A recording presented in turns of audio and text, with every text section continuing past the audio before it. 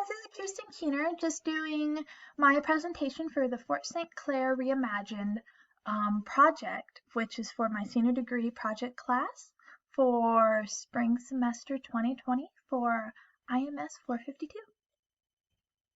So the problem that I was trying to solve is that there's very little tourists that come to the city of Eaton, and thus very little tourist money is coming in from that. One of the big attractions to the city is the Fort St. Clair Park that the locals visit quite regularly. Even myself, who is from a small town right near the city, me and the family go and visit it quite often as well.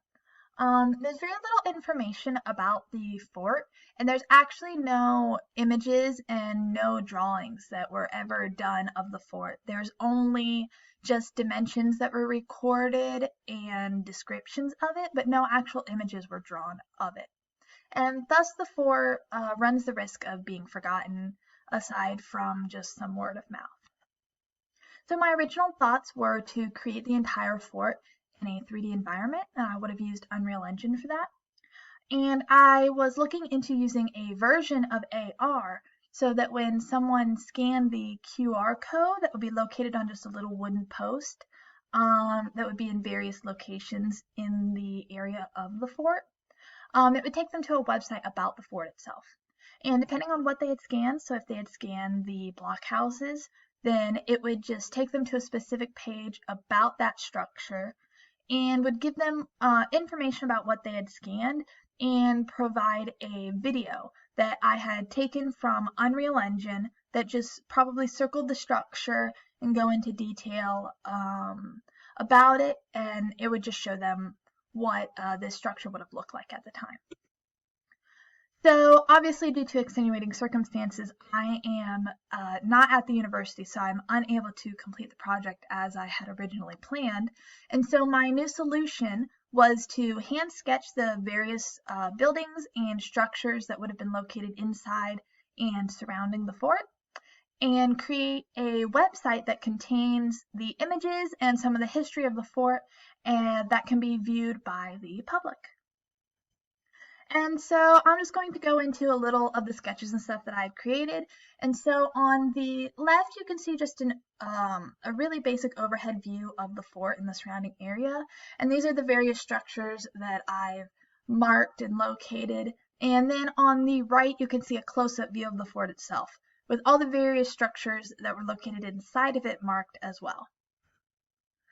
And so these are just a few of the structures that would be located inside the fort. You have on the far right my hand sketches of the buildings.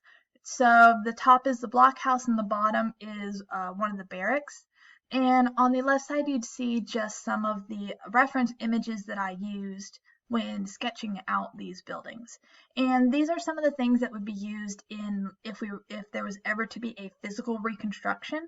This is the type of stuff that would actually be used, like hand-hewn wooden logs and square nails, because that's what would have been used at the time. And so you have another two structures inside the fort. We have the officers' quarters and the two storage rooms, which would have been built with the same kind of materials as the previous two. The officers' quarters would have been fairly small, would have held maybe 10 officers. And the storage rooms, there would have been two. One would have been used for firearms and weapons, and the other would have been used for food. And these two structures wouldn't have been terribly large either. And then we see a chimney. So the chimney would have been located with the officers' quarters and the two barracks, and actually a very large one would have been with the blacksmith, which I'll go into later. And the chimney would have just been probably made with limestone, which is found in the nearby rivers and stuff, because limestone is fairly flat most of the time, and they wouldn't have had the time to hand make the bricks and stuff that a traditional style of chimney would have been used.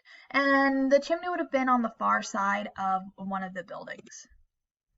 And now you see the gate and the wall. And so the gate would have just been made, as you can see with some of the reference images, it just would have been the trunk of the tree, and the top would have been just made into a point to just help with some defense. And the gate is based off of old barn doors. So these really big wooden doors that use these big metal hinges that and it only would have had probably a wooden just a wooden beam across it that just would have been used to hold it shut. And so now we have the trench that would have surrounded the entirety of the fort, and it would have been located around the entirety of the outside of the fort, excuse me, and it really just would have been maybe a couple feet deep and a couple feet wide, with the excess dirt just pushed up to the side to make it slightly higher. And I understand that the reference photos are a little bit hard to, it's a little hard to see, and that's because the trenches that most people would know nowadays were built like in World War II, and that just wouldn't have been what would have happened at the time. And most forts that have been reconstructed don't have that because it doesn't make for great walking around in them because you're having to go in and out of the ditch. And now we have the well and the cover for the well. So this well would have most likely been located outside of the fort, fairly close to it though. And it would have only been a few feet tall and a few feet wide. And again, made of the same limestone from the nearby river that the chimney and fireplaces would have been made out of in the buildings inside the fort. And the cover would have just been a really simple, like, wooden boards that were just nailed together with just two little handles on the outside, and it really just would have been used to keep debris from getting inside the well. We've also got the horse corral that would have been located outside of the fort because it would have held up to possibly 100 horses. So as you can see, I've just based this off of a traditional colonial style fencing, just because that's really simple and really easy to do. It's just wooden boards that are just stacked on top of each other essentially. And the idea is not to make a type of fencing so complex the horses can't get out of. It's just to keep them all in the same general area. And finally, we've got the blacksmith right here.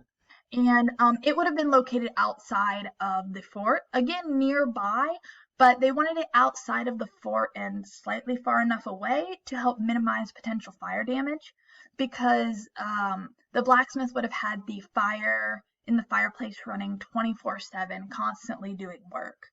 A large, very large stone chimney, probably the largest one of all the structures at the fort, and most likely would have had a covered area outside for the outside work and stuff.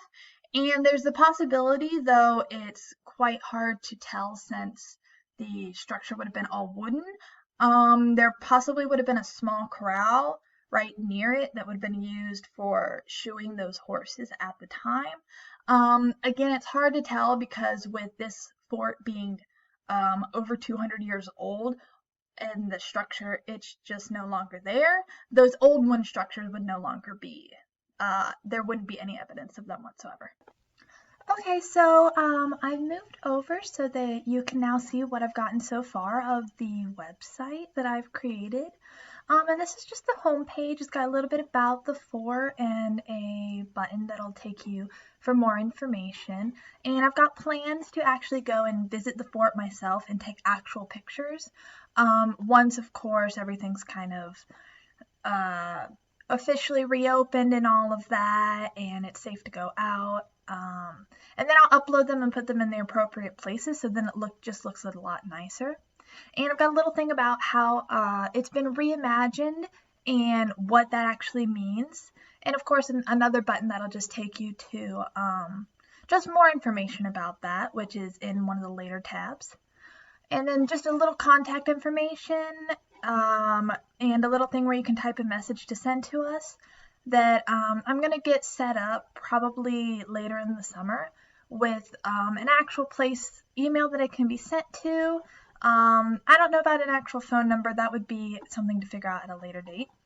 So then we'll move on to the history section of it, and just a little bit about the history of the fort, and again, another image that'll be added. And I'm actually planning on adding a full timeline to this area because there's quite a lot of stuff that happens within the months and even days leading up to this battle, and so I think that would be a really interesting and interactive type idea that could work there. So now this is the reimagined area of the website, and just it just has a little bit about what some of the exterior things would be and some of the interior things, and then we can actually move on to the exterior of the fort, and it just has the different buildings and structures that would be located there and some information about them as well. So these are some of my hand-drawn sketches that you saw earlier in the presentation, and just wanted to reiterate these right here. And then we can of course move on to the interior of the fort, which has again the same things with the information right there, and it just leads the viewer through a little more and gives more information about the different things. And the contact takes you back to the bottom of the home page with where you can do all that information and stuff.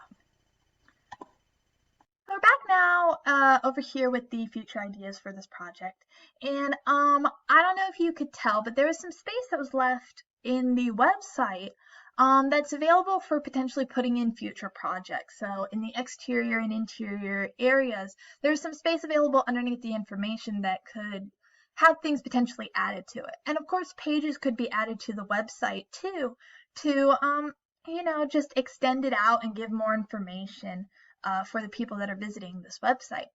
And I myself am actually taking an additional semester in the fall to specifically work on this project. So I would like to fully create the 3D environment of the fort, all the buildings inside, all the structures surrounding it. And I think it would be really fun and really great to actually get the original idea for this project just out there. And I'm hoping that if I would have enough time, I would be able to create the images that provide images from the inside of the buildings as well.